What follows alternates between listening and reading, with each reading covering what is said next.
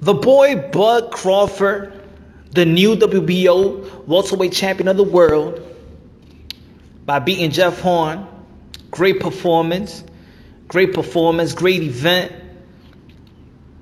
Man, it was bad. I didn't see too much of the Charlo fight. I saw the beginning of the Charlo fight, but it was like inevitable. I know that Charlo was gonna beat Trout, but good performance by Crawford, and he's the pound for pound best, in my opinion, in boxing. And we all know that the welterweight division is so intriguing right now. It was intriguing when Crawford, even before Crawford wasn't even there, but now it's way more intriguing. But the reason why it's intriguing, and as intriguing, you got all these matchups. I think Keith Thurman paved the way for a lot of this happening. Meaning if just let's talk about little scenarios that would have happened that would have probably changed the landscape of how people think of the match. Now, we all know that a lot of people's right now is on the hype is Errol Spence versus Terence Crawford. Which, in my opinion, my humbly opinion, I still believe that the number one matchup is Terence Crawford versus Keith Thurman. Yes, and you got the Errol Spence and Keith Thurman. We've probably been waiting that for the longest. But at the end of the day, I feel like Terence Crawford got the pound for pound crown.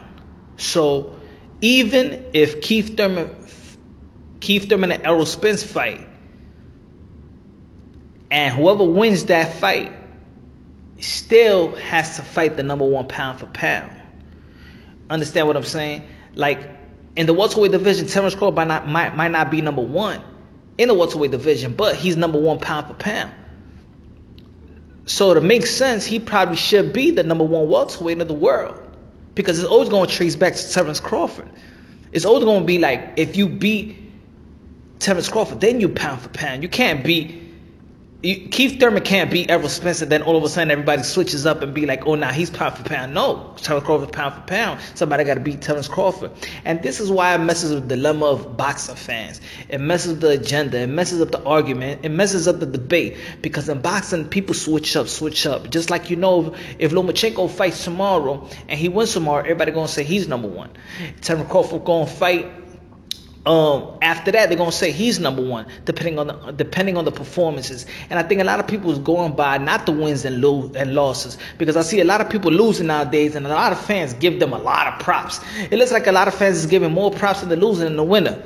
So I think it's all about performing right now. Because if I would have put it this way, if Keith Thurman would have beat Danny Swift Garcia within 3 rounds, that first round that he had Danny Swift Garcia already beat.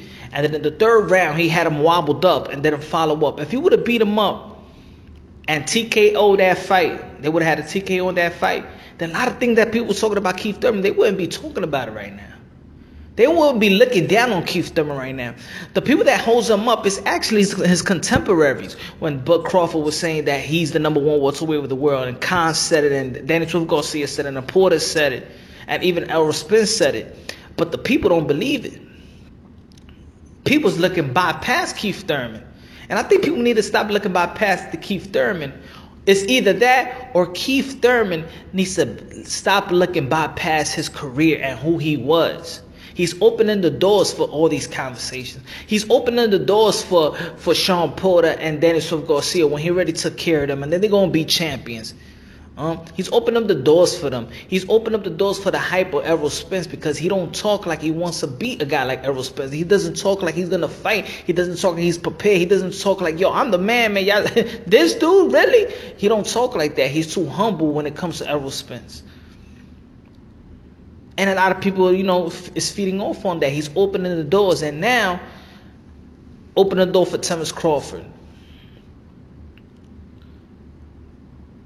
It's in this instant, timing is everything. And right now, one time is actually running out of time of one time. If you understand what I'm trying to say. Keith Thurman is becoming irrelevant in the top guy of the welterweight division. Nobody's talking about him. If you look at it, the next fight was going to happen is going to be Sean Porter versus Daniel Garcia, WBC. Now, of course, the WBC belt is the most prestige belt. Everybody wants the WBC belt. By the time one of them going to fight, one of them wins, Sean Porter, Daniel Garcia, or they're going to pay attention to Keith Thurman, might be the mandatory if he's still ranked by the WBC. I don't know I don't know, but it looks good, the welterweight division, because it's going to be 4 dudes with a belt.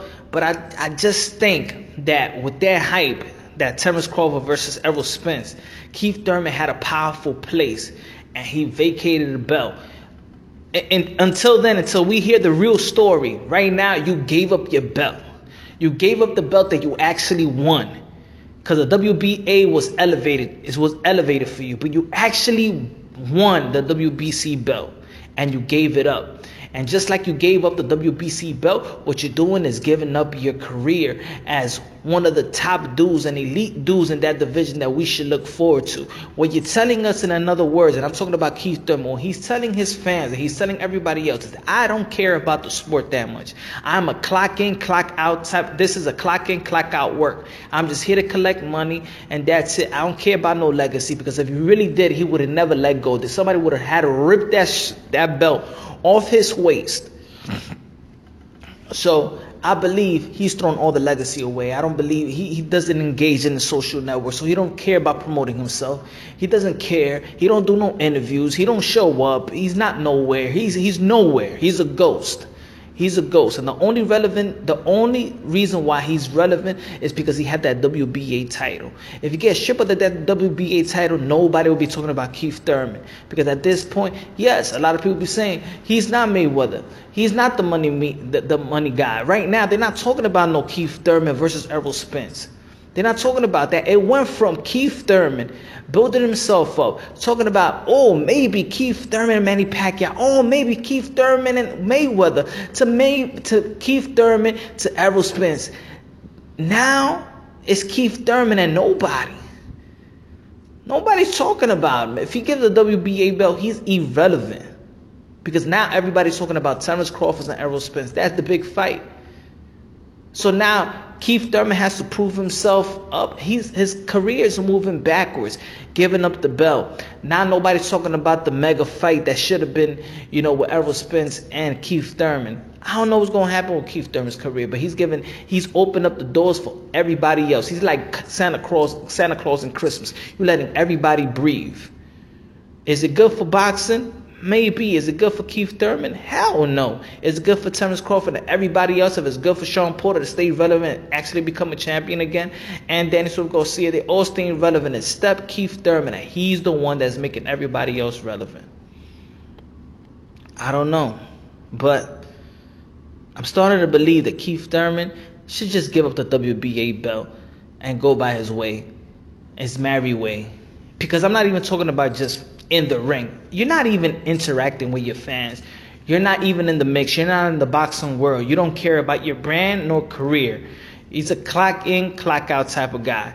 And of course in boxing, there's a lot of those type of dudes like that. Tim Bradley was type of dude like that. He ain't promoter, stuff like that. But he had a promotional machine backing him up. Keith Thurman ain't trying to promote himself. He's not trying to do nothing. People in his gym don't talk about him. His trainer is quiet. He don't talk about him. Nobody talks about Keith Thurman. Everybody just talk about Keith Thurman when it comes to the WBA, still being a champion in the welterweight division. We don't know what he's going to fight. And it's becoming like nobody really cares.